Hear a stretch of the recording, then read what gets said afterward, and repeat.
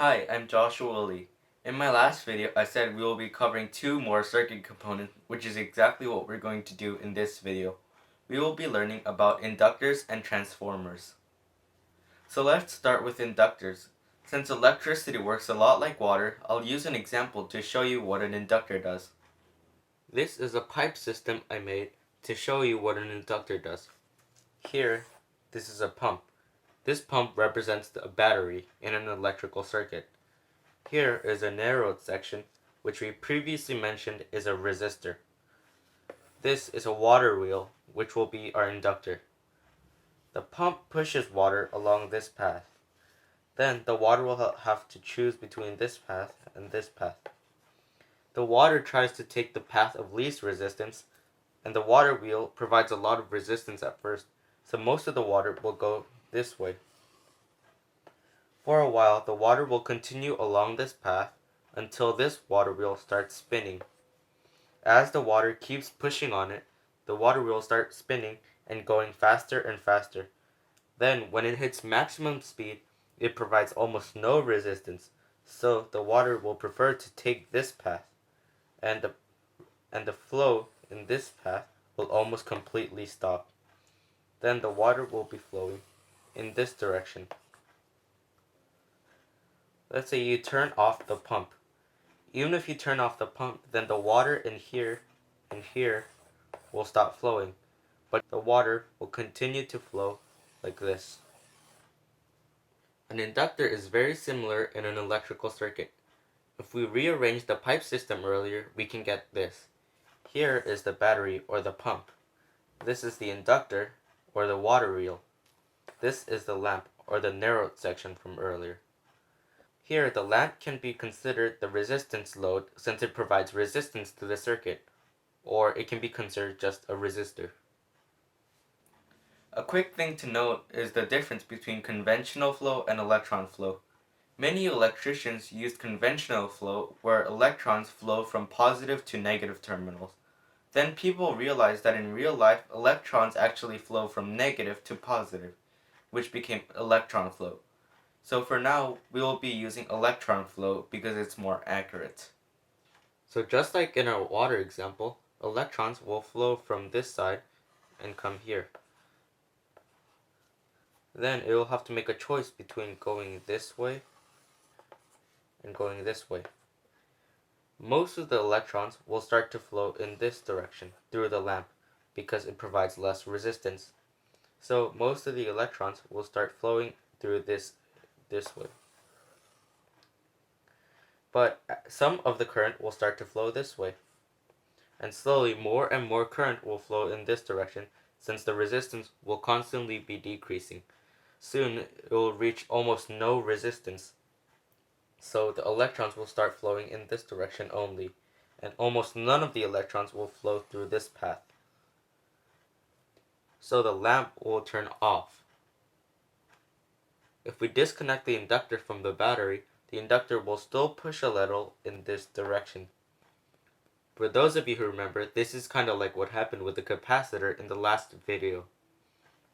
When you pass current through a wire, a magnetic field will be generated.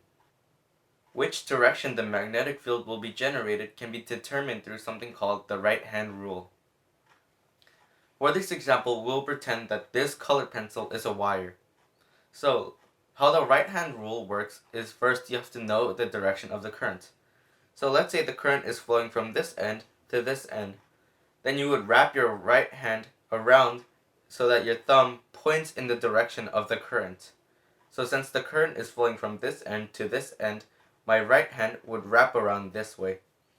Then you look at which direction your fingers wrap around the wire. My fingers wrap around this way, so I know my magnetic field will be generated in this direction. You can also use the right-hand rule to figure out which direction the current is flowing through if you know the direction of the magnetic field. Since an inductor is just a wire that is wrapped into a coil, the magnetic fields from all the wires will add up to create a much larger magnetic field. As current slowly starts to flow through the inductor, a magnetic field will begin to form and get larger and larger until it becomes maximum size. Then, when the battery is disconnected, the magnetic field will begin to collapse, being converted into electrical energy until it finally disappears. So in short, an inductor is a circuit component that can store energy in a magnetic field. Now let's learn about transformers. Before we get into transformers though, I'll quickly go over the concepts of alternating and direct current. There are actually two types of electricity, direct current and alternating current. Direct current is when electrons constantly flow in one direction. Most people think of direct current when thinking of electricity. Direct current is provided most often by batteries. Since direct current produces a constant current, on an oscillator it will look like a straight horizontal line. Alternating current, on the other hand, is when the current flows backwards and forwards and keeps alternating direction. In the present, alternating current is the most common source of power. Electrical plugs will provide alternating current too. Alternating current is usually created by moving a magnet against an electrical wire. Since alternating current alternates, on an oscillator it will look like a sine wave. Now back to transformers. Transformers will only work with alternating current. When direct current is passed through a wire, it will produce a steady and constant magnetic field. So, when direct current goes through an inductor, it creates a constant magnetic field that doesn't change. When alternating current is passed through a wire, it will produce a magnetic field that constantly changes in magnitude and polarity every time the current changes in direction. When we pass alternating current on an inductor and put it close to another inductor, the magnetic field caused by the alternating current will push and pull on the free electrons on the second inductor in this circuit. Then, this will also create alternating current along with the magnetic field. So, the light bulb will light up and the electrons will flow back and forth, back and forth.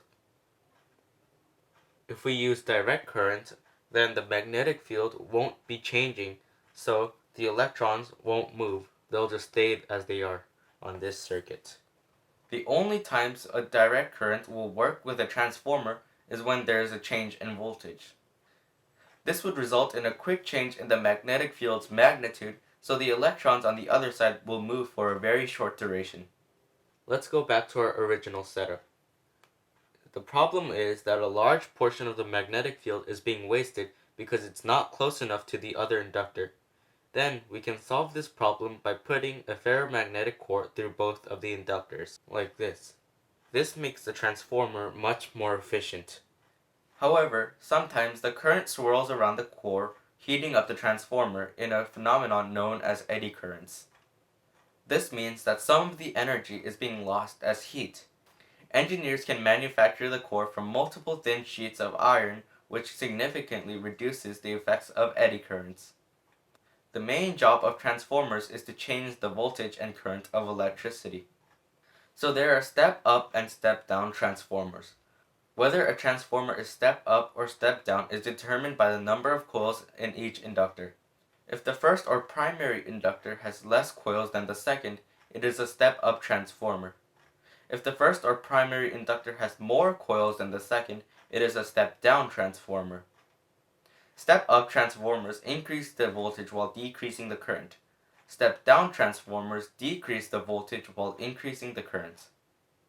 A practical use for transformers would be when a power station tries to get electricity to your home. First, they would use a step-up transformer to increase the voltage and decrease the current.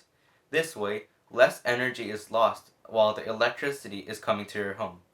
Then, they would use a step-down transformer to lower the voltage and increase the current, so that the electricity is safe and suitable for homes. In today's video, we learned about inductors and transformers. We also covered the difference between alternating and direct current. I hope you all enjoyed this lesson. Please subscribe if you haven't, and thanks for watching.